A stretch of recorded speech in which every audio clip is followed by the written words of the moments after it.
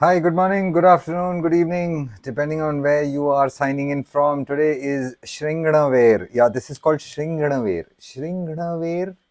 I thought this was called Ginger, Zingiber, Singiver. Shringanaver became Ginger. I'll tell you how. But first, look what I've got today. Today's one of probably the most unique salad you would have ever seen. This is actually not even a salad. This is basil, ginger, chili with citrus fruits, which is kiwi, oranges, and pomegranate, anar. So when I was thinking, what should I name it? So first I thought I'll call it ginger anar. Then I thought zinji anar, and then it struck me I should tell you the story of how ginger got its name. So I'll wait for a few more seconds before you all join in. If you are please here for the first time, my name is Samir. I make Kai Ben. It's a fantastic food product, but first stick around for the salad. Right now, I'll just make the salad. We'll talk about Kai Ben later. But you should know this. Now, Abraham Lincoln was asked actually, how to cut a tree in 5 hours. And you know what he said? He said he will sharpen the blade for 4 out of those 5 hours. It's quite profound as a sentiment, but if you think about it, none of us would bother sharpening with the blade. We just run straight to the tree with the axe. Yeah, maybe after a few, when you see somebody else being able to chop it faster, you'll be like, oh shit, yaar, this guy's fast. How is he doing it that fast? And that's where comes in the sharpness of the blade. So what I just did was honing. I just honed the blade. I've just gently run it along a sharp knife, an abrasive surface. That's so cool, no? To become sharp, the knife has to lose some of itself. How poetic. So the first thing that's going to happen is ginger, which is called Shringanaver. So what happened was this, yeah, this was Sanskrit word called Shringanaver. It means roots that look like horns. It's like a horn shaped root. That's the meaning of Shringanaver. And Shringanaver was in Pali, they won't say Ina, Shringana. So it became Singha, Singhaver. If you know Pali, you would know it's Shna, Ra is not there, it's Shra. So it became Shingaver. From there it started to become Singiver.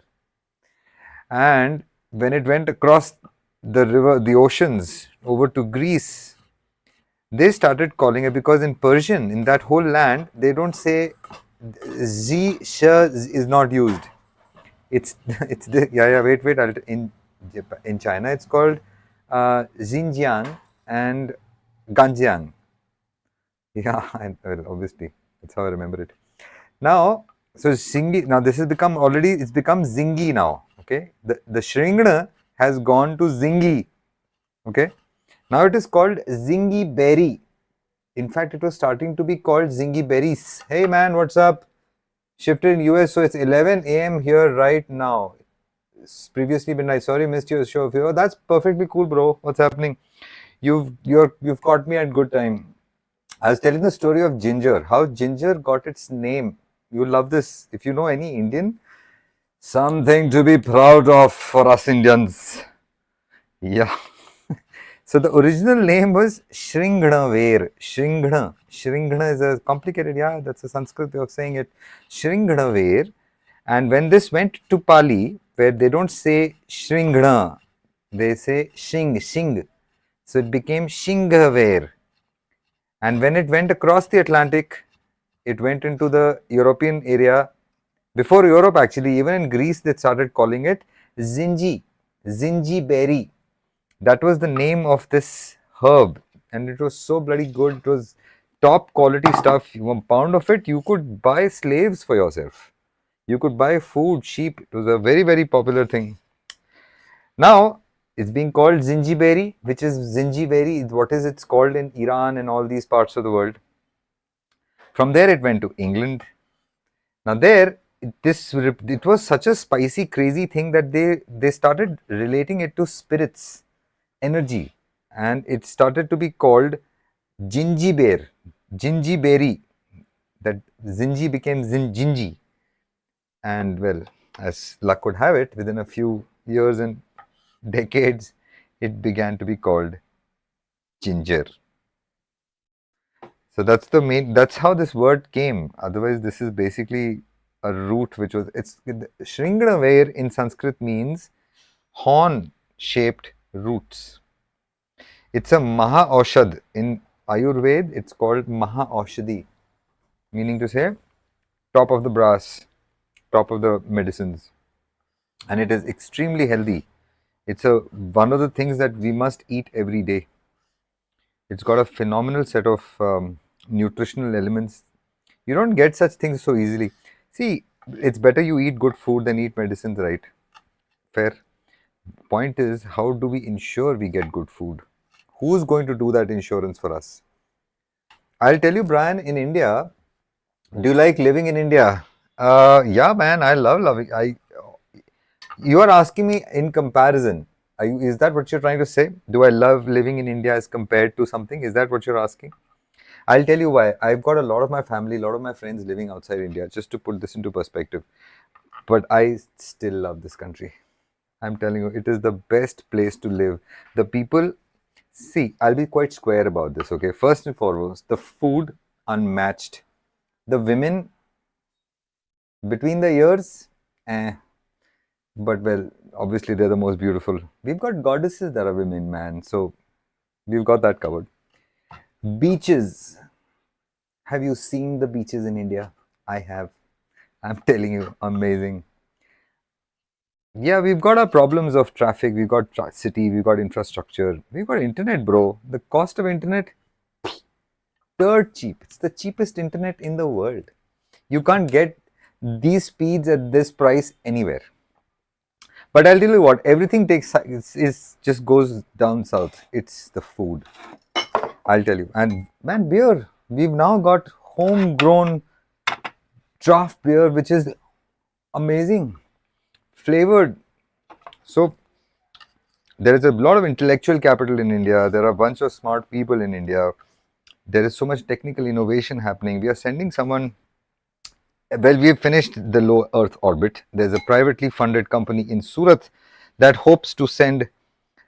Yes, you're hearing me correct. Yes, privately funded company. It's a hobby club. Can you believe it? All these boys, they're working there for literally no salary. They've run away from home and they said, I don't care, I'm going to make rockets. Pretty cool, no? We are a very passionate tribe, Brian. I don't know if you have noticed this about Indians. That could be the reason why the British just stayed back. They said, nowhere else in the world we're going to get people who are so warm, so inviting. They don't have a problem with us. They want us to carry on. They were great governors. That's the reason why. We've loved them for their governances. The British were amazing. And you are seeing now, that's where India is taking a beating. Yep. I'm sorry, I think you were leading me on to that. But I don't mind. I don't mind telling you the truth of the matter. Why do you ask? Do you feel LA is not that good a place to live in? Is that how do you see that as one of those things that doesn't make sense for you? You know what I'm saying? As in, you live in the prime land in the world, but it doesn't kind of cut it out for you. As in, you don't feel a belonging there. Where are you from natively? Which part of the world are you from? Like if people want to know about your ancestors, how do they go about it? Which part of the world do they refer to? I'm from my ancestors' Gangetic plains. Yeah, these are the areas where the river Ganga, God knows how, its name is Ganga. Ganges, there is no phonetic similarity between Ganga and Ganges. But hey, there's a lot of phonetic similarity between what? Ganja and Ganges. This is the original mother plant of this country, this land. It's the Himalayan Jadi Booty. The problem is we are hating the plant for some reason. I don't know why. Why would we want to judge the plant? Hey, hate the people who are abusing it, using it, whatever they're doing with it. The pharmaceutical guys are making all the medicines, they go straight to cannabinoids. This is the most powerful neuro recepting food item out there. And almost every food item has it, from carrots to, we've just not found them, but they engage. Okay, they're called cannabinoids. You know why? Because they're engaging with a part of our nervous system which is called the endocannabinoid nervous system. Yes, you're hearing me correct. That's how the name cannabinoid comes along. That's why they're called cannabinoids, because they're engaging with our endocannabinoid nervous system. I mean, carrots have it, broccoli has it. Food science is not. Look, I know this might be a little strange, but I'll tell you something. The farming is not considered to be part of healthcare. How stupid is this? Why should farming be not part of healthcare? I made a little boo boo. You know what I did? That shringadamere, the ginger, I finally chopped it and added it to the fruits. I have not left it for the vinaigrette. I think I should do the vinaigrette again. I'll just do a little bit more ginger. I don't mind ginger. I love ginger. It's a beautiful herb. It tastes wonderful. Both, and there's nothing wrong in a little bit more of ginger. It's very good for digestion. It's very good for skin. It's very good for, I think, everything. It's just a. Coming back to your question though. Hi Shaz, what's up? How are you? So Brian's asking me, do I like living in India? So I told him, I said, if you ask me, the best beaches, the best food, the best women, okay, the most good looking women, let's keep it that way. Fair statement to make. And the ugliest men. So that kind of makes it easier, no? Plus the hierarchy, the ideas of hierarchy. So you can really stand out in this country, Brian. That's what I was trying to say. This is a country that celebrates mediocrity. I mean that as a bad thing. That's where we are really struggling. We are not like the Japs. We don't reach a place and uplift it. We want to. I think old school India still does. Those people are still around. Not all of them have died, but they become gramps now, and they are not able to pass their ideas down to the new generation, because the new generation is like, we've read Robert Greene.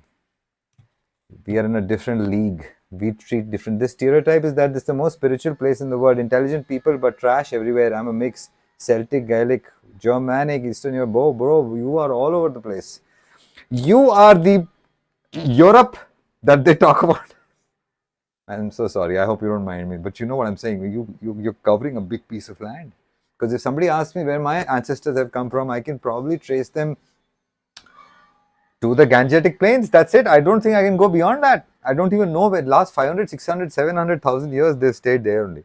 But one thing I know, they've been reading a lot. That's something which stays close to me with my family.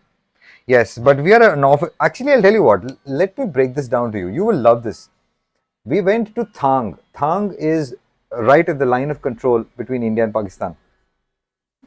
The toilets there, immaculate. For the fact that they don't have water all the way there, forget dishwasher, forget soap, and so many tourists coming and going.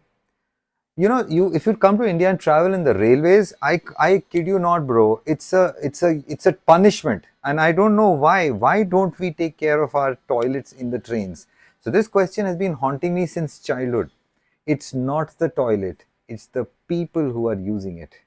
So India is a very large, very large population, and a very small portion of it really understands the basics of living, I would say. I don't want to sound like the conquerors did, where they would say, listen, we need to teach you how it is to be done. But I think the basic ideas of hygiene, they are lost. And it could be. So the question really, they asked one of the travelers with me, she's from Sweden. You know what she said? She asked, do you guys keep your toilets like this at home also? And man, I'm not responsible for the toilets in the trains, sure, but I think I can take some responsibility for my people. And it was horrible. So obviously I defended and I said, no, we take care of our stuff. We clean ourselves, we bathe.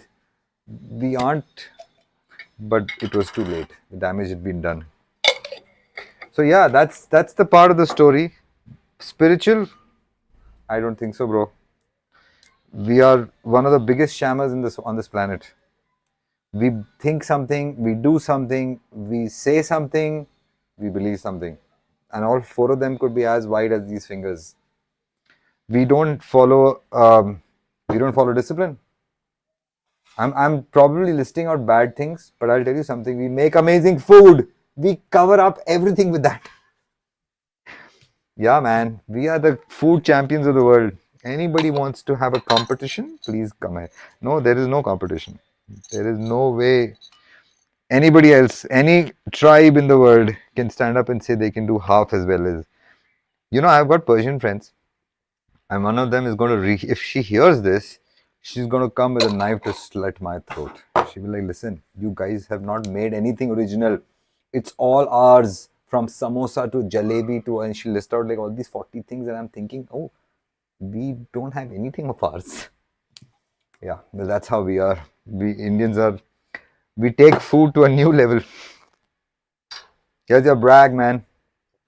I've finished like half a bottle, man. Listen, do you know this, Brian? Before I forget, 100 live streak. Tomorrow is my 100th live streak, 100th non-stop every day. It's been a live show every day. Of course, the durations have been moving around. A lot of new thinking. My producers were here. They've been talking about how do we make this more fun, a lot of new things are coming. But interesting update is from tomorrow onwards, the live stream won't be published publicly. It'll be available in a private list. So you might want to just give me I have your email ID, but I need your permission to add you to that private list. Wow, that tastes good. What else is left? We're done. And that's the Kai Ben. I will add a good dose. I've got to attend a funeral service now. So I'm sorry, but I forgot that I'm the one manning the camera today. I've heard the British Empire really did some damage to culture and tradition. They messed up with my Irish ancestors too. They had come out of the US potato famine. Bro, I'll tell you something. These Brits.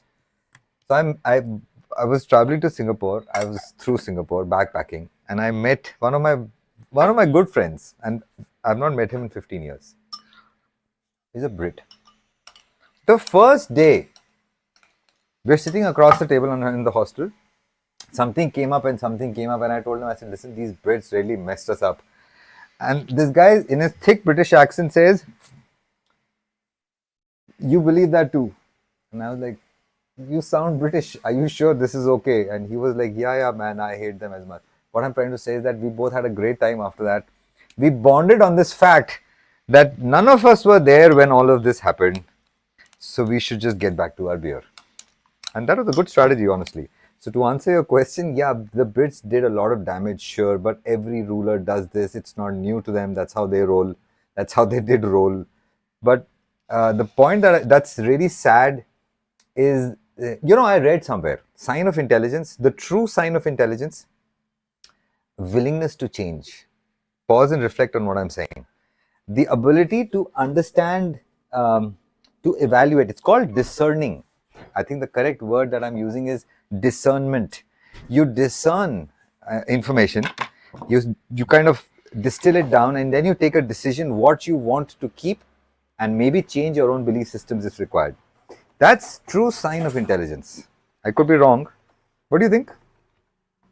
I think this is going to stay with me. The fact that you don't get hung up on something that was told to you as a kid could be a hallmark differentiate. That could be one of the reasons why the dinos couldn't pass through. I mean, they conked off, right? But the birds didn't. You've seen this? Do you know about this whole idea of how these birds, they managed to find food? I'm putting some black salt. Yeah, when the Cameron event happened, that's when this asteroid came through crashed on the surface of the earth and some 60, 65 million years ago. And all these dinos died, everybody died. But these birds, they didn't die. They knew which direction they should fly to save themselves. Adaptability is, oh yeah, man. So that there you go, right? Oh, you've raised an amazing philosophical question, bro. Hang on. I am going to tackle this one thing at a time. First, see this. This smells so good, yeah. Bro, whenever we meet next, remind me. I will make you this salad. This is good. You know, it's the kakwi, man. It's that sugar that comes from that sugar cane. There are a couple of plants. You get coconut sugar, you get Nolan good. I don't know if you know Nolan. Nolan is also, it comes from a palm tree. It's especially made in east of India. Wow, amazing. I just told you something, right? I'm forgetting what is adaptability. Oh yeah, I've got something. I've got a paradox for you. Look at this. It's got to have black salt in it. That's the one. That's what's going to make it pop out. Wish me luck. Wow.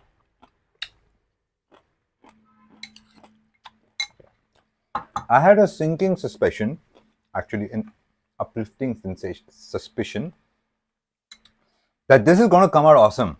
Couple of things. Walnuts, yes. Kiwi and oranges, yes. Blue agave. That's what they make tequila out of, right? So these alcohols, they're very interesting. It's basically fermented food, like sourdough, pickles that we eat. No other animal does this except the bees. They tend to keep their puke stored in hexagonal containers. It's pretty space age, let me tell you. Anywho, here's about something about adaptability. If you think about it from a plant's point of view, the lion is their savior because he's killing the deers who are eating them. So it's the problem of the prism. If you see it from one side, the dimensions of that viewing plane. So I saw your game Magic. It's like Dungeons and Dragons. I think is it the same game? Is it the same name? Is it the same franchisee that's been now migrated? I would assume so. It sounds complex. It sounds good. It sounds something which Indians will love. It's worth a pitch here. I think we should plan this. We'll talk more about this. And for the rest of you, if you don't know what I'm talking about, go check out this game called Magic. It's a card-based game. You've got to cast spells and very geeky, very nerdy, but sounds fun. Better than those playing cards. Hey, that's something we should talk about. Where do playing cards come from? This is me, my time. See you again tomorrow, 12:30 with a brand new effort. See you, bye.